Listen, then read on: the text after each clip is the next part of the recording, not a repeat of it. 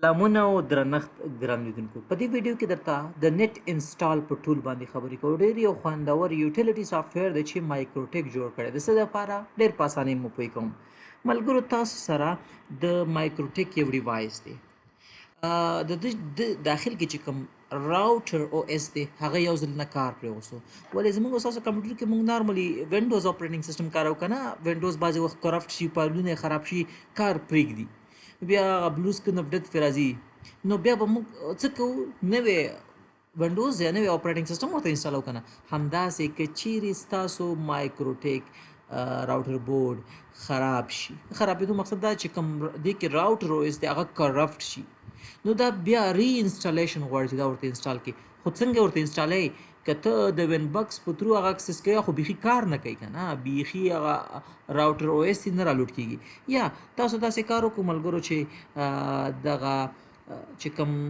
مایکروټیک ډیوایس دی د تاسو اپګریډ کولو او د اپګریډینګ پر مهال مشکلات راغل چې کوم اپریټینګ سیستم ونه چې اپګریډ شو هغه ورسره کمپیټیبلیټي مشکل رالی یا بل څه او اوس ډیوایس نه راوټر او اس نه رالوډ کیږي یا هم بعضې وخت دغه ډیوایس د مایکروټیک چې کوم دی همداسې لوب کوي یا بوټینګ کې ونښلي نو دې دپاره به اوس موږ څنګه دې ته به د نوې راوټر او اس څنګه ور انسټالوو همدې دپاره یو ټول دی هغې ته وایي نت انسټال کوم چې د دې دپاره کارول کیږي ګوره نت انسټال معنه ترو نیټورک انسټالیشن معنه د نیټورک په واسطه به اوس موږ د ډیوایس ته چې شی کوو د راوټر بورډ یا زموږ د مایکروټیک ډیوایس ته به اوس د دې خپل ځانګړی چې کوم راوټر او اس دی اپریټینګ سیستم به ورته انسټالوو ملګرو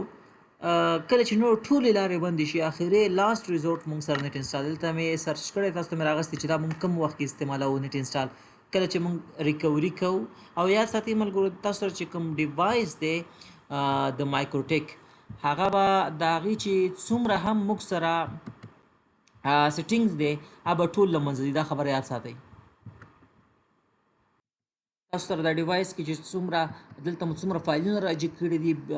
نور څه مو کړي دي پیکیجز ایوریثینګ هر څه پاسورډ هر څه به لاس کېږي ځکه نوی له سره اپریټینګ سیستم را انسټالوئ که نه نو دا ډېر بهترین څیز دی او ملګرو دی ته چې موږ ځو هغه به د ایتربوټ په واسطه ځو چې دلته اوس په دې باندې خبرې کوم ښه نو پوه شئ چې دا کوم مشکل موږ سره حلوي تاسو سره یو ډیوایس دی د دې کې چې کوم اپریټینګ سیستم دی هغه ختم شو کرپټ شو یا تاسو اپګریډ وکړو خو اپګریډ چې دی نوی راوټر او اس د ډیوایس باندې صحیح رانغلی ټیسټینګ ورژن او بګز یې شو کړل اوس تاسو بیرته ډاونګریډ کیږئ یعنې غواړئ چې بیرته لیټسټ ټیټ ماډل ته لاړ شئ خو څنګه ځئ هغه ډیوایس نه اکسس کیږي بیخي تاسو ته ځان نه درکوي نو د دې دپاره بهترین څیز دی نت انسټال اوس به موږ څه کار کوو ملګرو کار داسې دی ښه ترتیب باندې ځان پوه کوئ دا د څومره چې دلته زه راغلم او خپله د نت انسټال چې څومره معلومات دي دلته ما د ډاکومنټیشن کې وکتل د مایکروټیک نو د هغې په حقه تاسو ته اوس خبرې کوم دوی وایي که نه بهترینه طریقه دا ده چې تاسو د خپل مایکروټیک ډیوایس راوالی یو دا شي بل تاسو راوالی خپل کمپیوټر او د ډیوایس سره څنګ کې نږدې کښېنئ چې کله سره څنګ کې نږدې کښېنستئ بیا تاسو راواخلئ کیبل او دا کیبل خپل کمپیوټر سره مستقیما راوالی دلته وصل کوي عموما د ډیوایسونو کې ایتر 1 یا ایترنیټ 1 چې کوم پورټ دی دا هم د دې دپاره کارول کېږي بس دلته خپل کمپیوټر له ده سره داسې کنیکټ کوي یعنې که منځ کې سویچ کېږدوئ یا نیټورک وي شاید بې زیاتره وخت مشکلات درکړي نو دا کوشش وکړئ چې خپل کمپیوټر مستقیما له دې ډیوایس سره کنیکټ کړئ خو دا ډیوایس خو نه تاسو چلانوئ خو دوی هغه راوټر او اس نه رالوډ کېږي وین بکس کې تاسو ته هېڅ میک اډرس آی پي اډرس نه درکوي نو تاسو به اوس څه کار وکړئ دا چې موږ څنګه وصل کړو اوس تاسو ضرورت لرئ یو دوه شیانو ته دلته یې ته لیکم اول تاسو ضرورت لرئ دغه سافټویر ته چې کوم نومیږي نت انسټال صحیح ده یو بل تاسو ضرورت لرئ د راوټر او اس ته د خپل ډیوایس دپاره صحیح ده د نمونې په ډول موږ فکر وکړو دا ما سره هیپلایټ 941 دی صحیح ده نو د دې دپاره تاسو راوټر او اس ته ضرورت لرئ ولې په دې کې چې هغه شته راوټر او اس دی هغه ختم شوی دی لوډینګ کوي خراب شوی دی کرپټ شوی دی نه لوډ کېږي بوټ نه کېږي نو دې دپاره تاسو اوس یو دا نت انسټال سافټویر ته ضرورت لرئ بل راوټر او اس ته ضرورت لرئ دا راوټر او اس به زه اوس د دلته ور اچوم د نت انسټال په واسطه د ډیوایس ته دې ته لکه ملګرو تاسو پی ایکس زی کړی که نه د نټورک په واسطه چې کله مونږ یو کمپیوټر ته انسټالیشن کوو زمونږ ایم سی سی کور تاسو وګورئ ته مونږ دا کار کړی دا همداسې دی ځکه ورته نټ انسټال وایي نټورک انسټالیشن دې ډیوایس ته دا چې کوم ما سره هپلایډ دی زه دا ما سره هپلایډ ډیوایس دی دې ډیوایس ته به زه اوس انسټالیشن کوم خو راوټر او اس به چېرته وي راوټر او اس به ما سره دلته وي او دې ایزي نه به ورته روانې فایلونو انسټالیشن به سټارټ وي نو راځو تاسو ته را ټولز ښایم چې کوم ځای نه به ډاونلوډوئ ښه را به شئ تاسو سمپل د مایکروټیک ویب سایټ ته انټرنیټ به تاسو سره وصل وي ملګرو دې ته ستاسو پام وي ښه زه انټرنیټ وصل کوم انټرنیټ به تاسو وصل وي مایکروټیک ویب سایټ ته به راشئ او بیا به راشئ سافټویر ته او را به شئ ډاونلوډ ته ملګرو یو راوټر او اس ډاونلوډول دی او بل چې کوم دی ما سره څه ډاونلوډول دي خو اول به تاسو څه کار کوئ راوټر او اس د ډاونلوډول لپاره به تاسو اول د خپل ډیوایس ارکیټیکچر معلوموئ ځکه تاسو به د خپل ډیوایس سپیسیفیک ارکیټیکچر لپاره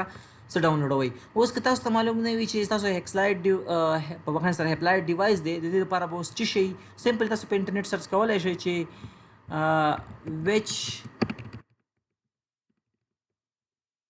which architecture is used by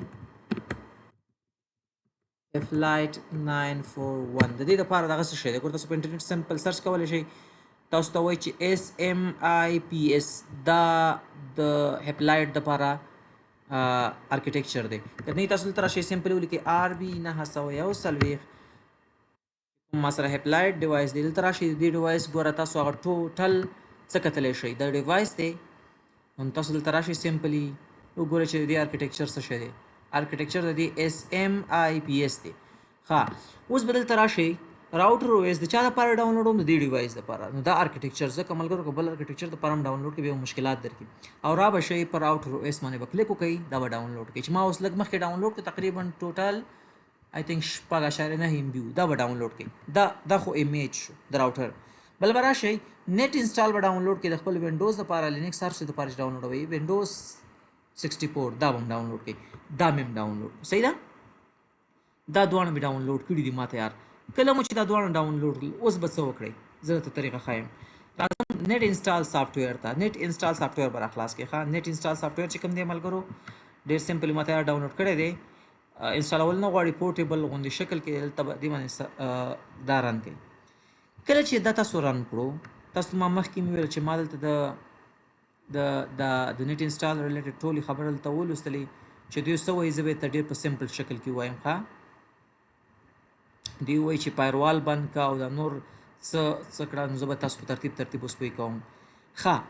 د دې لپاره چې دا کار وکړي ملګرو اوله خبر دا دی تاسو راشئ کنټرول پینل ته او فایروال بند کړئ ښه ځکه زیاتره وخت فایروال دا بیا نه پرېږدي نو بیا مشکلات درکوي را به شئ دلته خپل کمپیوټر ته وینډوز ډیپینډر فایروال ته او فایروال به اوف کړئ یوه خبره بله خبره ملګرو بل به څه کار وکړئ را به شئ وبلیکئ NCPL.cpl ځکه تاسو مونږ ویل چې مستقیما منځ کې سویچ مه راوړئ کوشش وکړئ ډیوایس سره ځای په ځای کنیکټ شئ را به شئ خپل وای فای باندې او دا به رایټ کلیک وکړئ دا به هم ډیسیبل کړئ او تاسو سره چې کوم نور داسې اډاپټر دي تاسو یې کاروئ کوشش وکړئ دا ډیسیبل کړئ صحیح ده خپل صرف ایترنیټ پرېږدوئ بیا به څه کار وکړئ را به شئ خپل ایترنیټ د تاسو چې کوم کمپیوټر دی د کمپیوټر هغه اډاپټر دی د کوم په واسطه تاسو د ډیوایس سره کنیکټوئ دته به راشئ دته به آی پی اډرس ورکوئ 192 168 ډاټا تاتیا ډاټ 2 ګیټوی به ورکوئ 192 168 اتاتیا ډاټ 1 ملګرو تاسو سیم نیټورک کوشش وکړئ چې وکاروئ مانه ټین هم کاروئ شئ بل هم کاروئ شئ خو بهترین طریقه دا ده چې موږ دا وکاروو ځکه تاسو به سرچ وکړئ وګورئ